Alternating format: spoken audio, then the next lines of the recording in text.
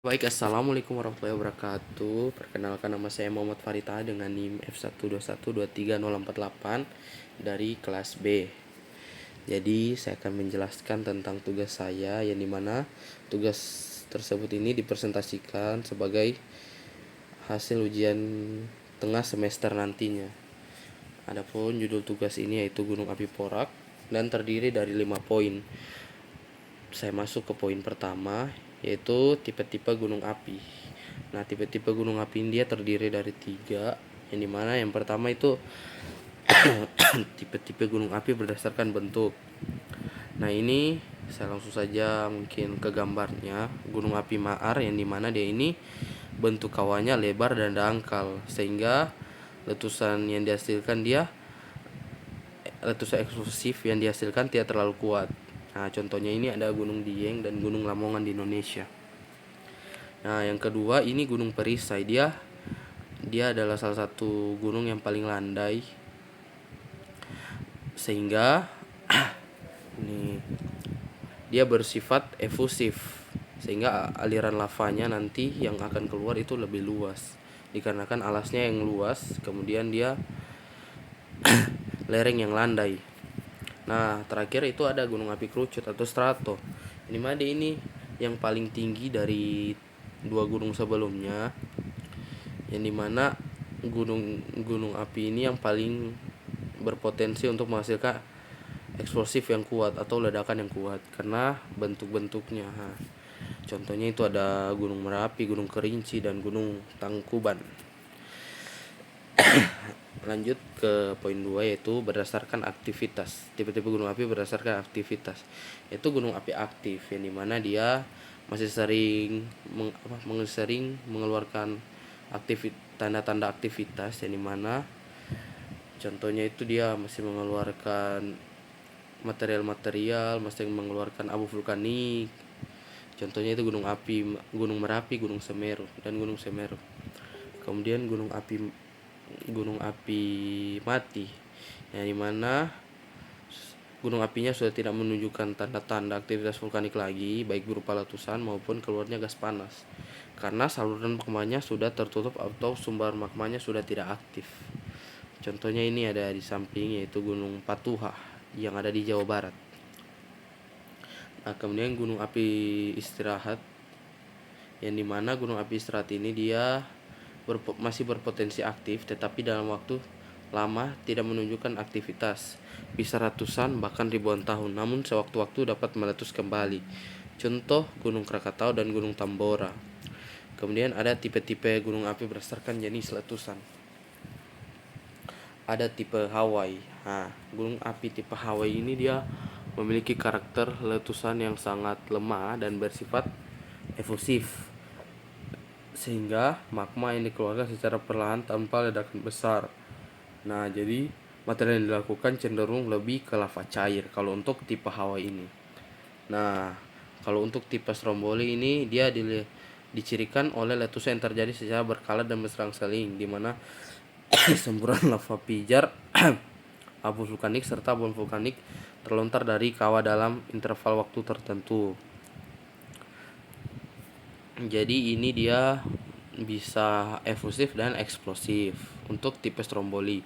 Nah, tipe vulkan yaitu memiliki letusan yang lebih kuat dari tipe Stromboli ini, yang dimana karena tekanan gasnya yang lebih tinggi dari pas Stromboli, kemudian viskositasnya juga yang lebih tinggi, sehingga lava yang dihasilkan lebih kental sehingga mudah menyumbat saluran magma, sehingga saluran magma yang tersumbat ini kemudian akan memaksa mencoba keluar, sehingga terjadilah eksplosif atau ledakan yang besar.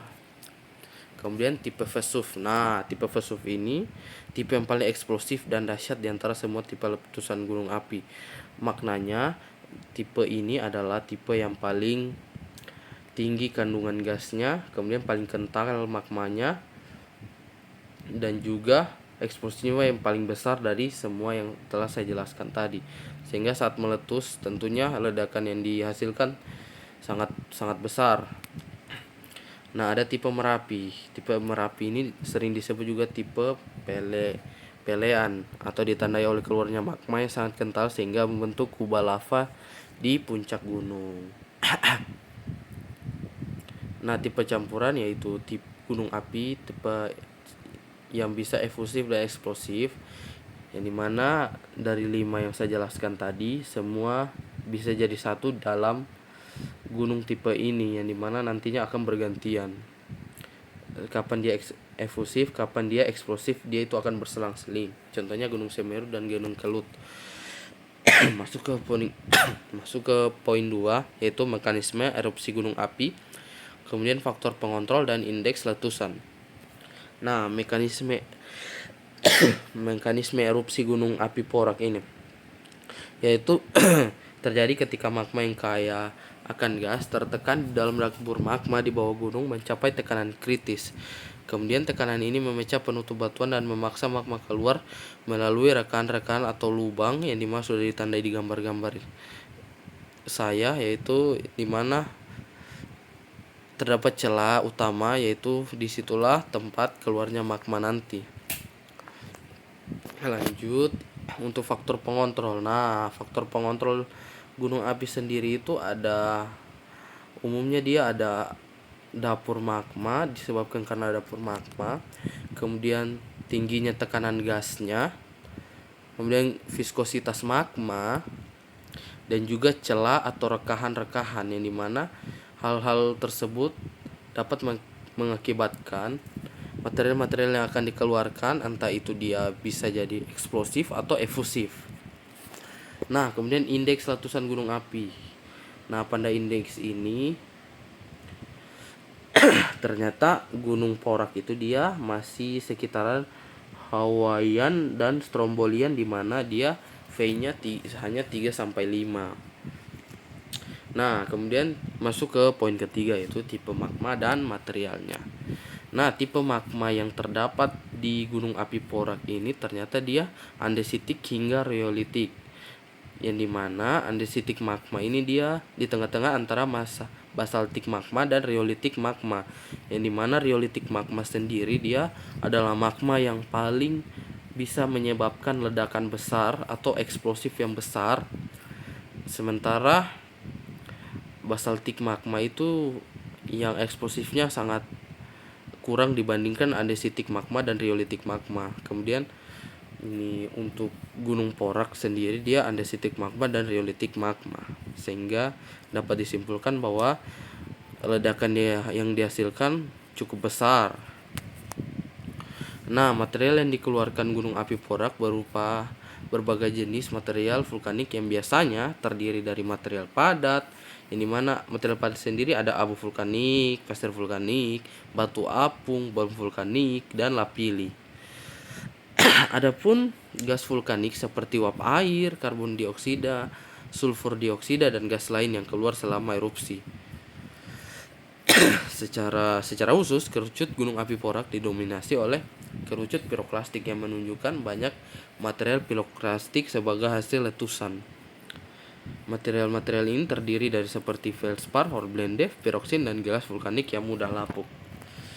Kemudian lanjut, tipe geomorfologi dari Gunung Api Porak.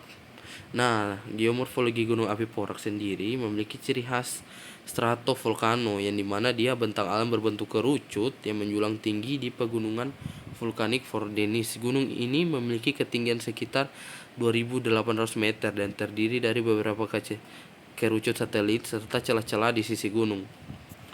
Ciri-ciri geomorfologinya meliputi bentuk kerucut berlapis, kemudian terdapat aliran lava yang mengalir dari kawah menuju lereng gunung, serta pola aliran lava yang menyerupai lidah yang dapat menumpuk dan saling menutupi.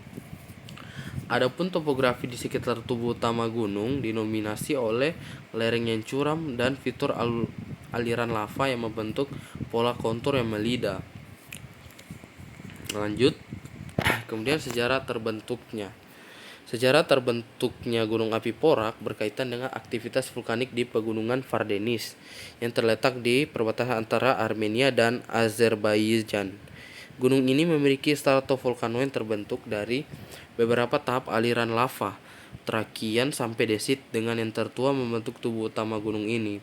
Proses pembentukan Gunung Api Porak melibatkan aktivitas vulkanik yang berlangsung sejak ribuan tahun lalu, dengan letusan terakhir tercatat sekitar 778 sebelum Masehi gunung ini termasuk bagian dari lapangan vulkanik yang membentang di perbatasan Armenia dan Azerbaijan, di mana aliran lava mengalir di kedua negara tersebut.